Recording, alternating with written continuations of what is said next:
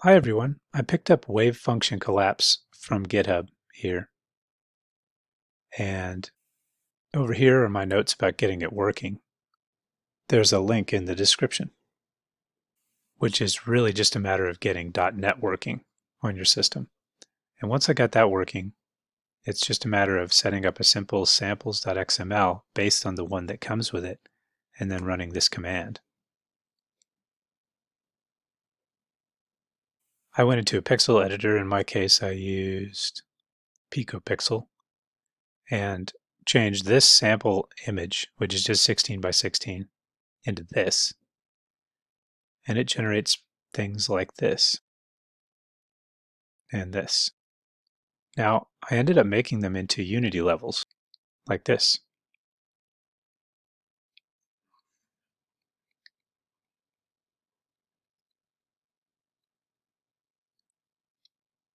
To create that level, I did a bunch of different things, and I'm going to show you some of those options today. For one thing, I can resize this image in preview, and you end up with some grayscales in between the blacks and the whites, like that. Now go into Fiji and open that file.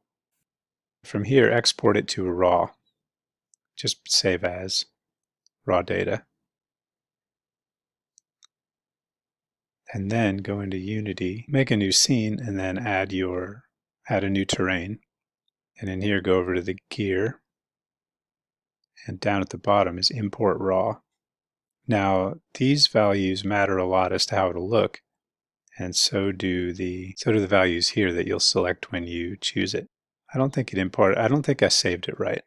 Let's go back to Fiji. Okay, let's make it 8-bit. See, it says RGB up here. It needs to be 8-bit. I knew there was something wrong when it said width and height 1 here. Looks like you could do 16-bit as well. All right, import raw.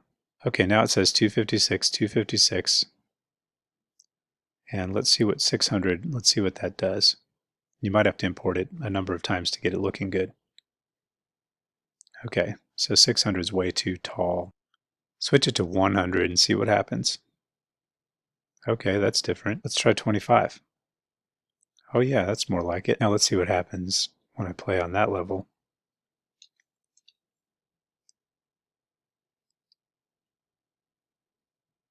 It works, and these are steepish cliffs.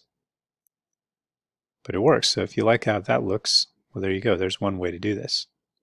But there are many more. Another way is in Fiji, open the original output file that was only 48 pixels without being resized, and resize it here. But before I do, switch it to 8-bit, and then make it into a binary. Now it's just black and white. Now resize it, and select no interpolation, none. And from here you can do a couple things. Let's try exporting it right like this.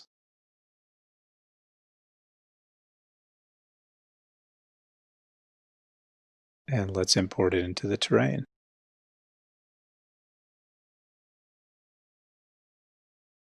That's kind of interesting. This could work as a sort of a dungeon.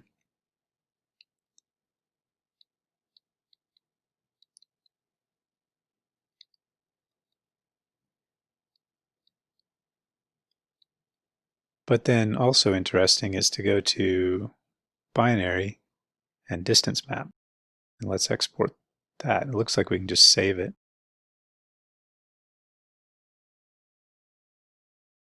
This has different dimensions, so we need to import it a little bit differently. This is because of how the colors were turned out in that raw image.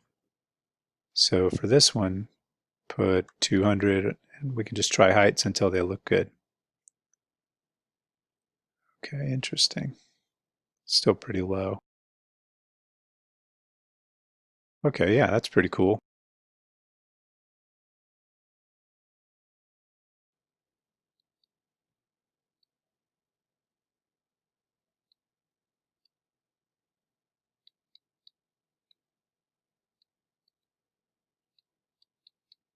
Now we've got like a kind of a low poly mountain range looking thing.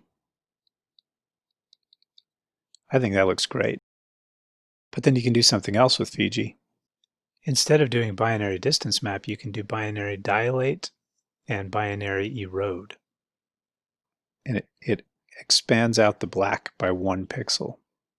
When you do dilate, it expands. When you do erode, it contracts.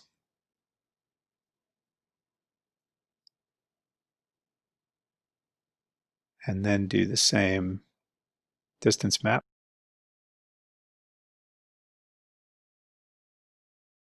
And re-import it. Well, and frankly, it looks about the same, but the in-between sections are smaller.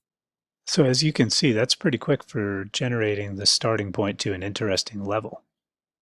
Let's try another one really quickly. Create a new terrain. Generate some new output for the wave function. Okay. New. Go to Fiji. Open it up in Fiji. Scale it up. Switch it to 8-bit. Make it binary. Distance map. Save as raw.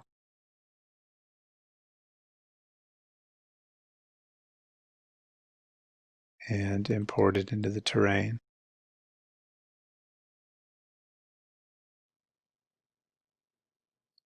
And there you go.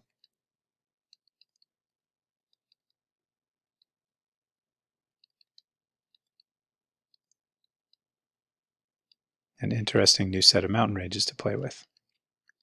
Now finally, there's one more thing. I noticed that the corners like this look a little bit pockmarked and strange.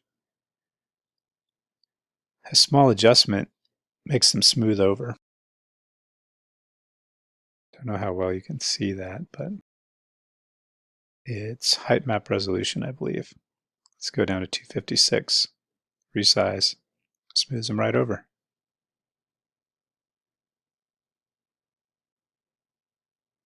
So there you go. That's all for this video. I hope you liked it. And if you liked it, give it a thumbs up. And if you want more videos like this, subscribe to my channel. Thanks, and see you next time.